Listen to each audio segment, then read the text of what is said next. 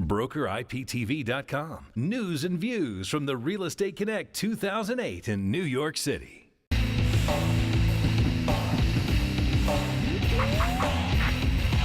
Well, I'm fortunate to be with Jessica Swesey. She is the VP of Content for Inman News and also the second face of Inman TV. Is that correct? Mm-hmm.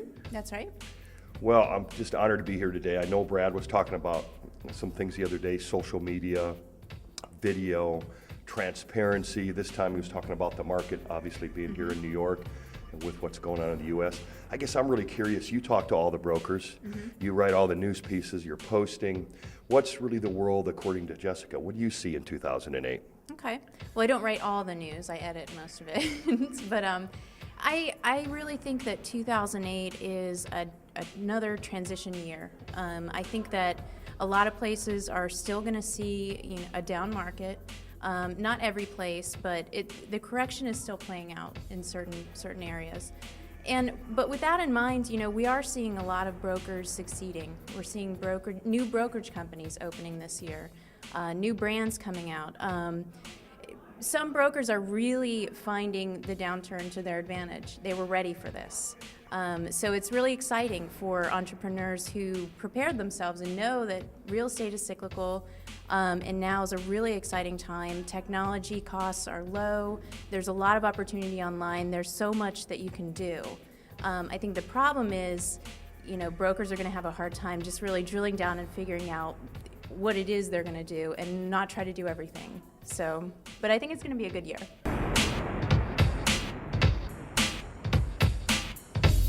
I think transparency is finally coming to fruition, and the consumers know that. Yeah. Yep. What are your projections? What are you anticipating? The mood here at Inman's been different this year. Yeah, the mood this year was, people weren't as giddy. We had a few years of, such an incredible party in the housing market that everyone was just really happy.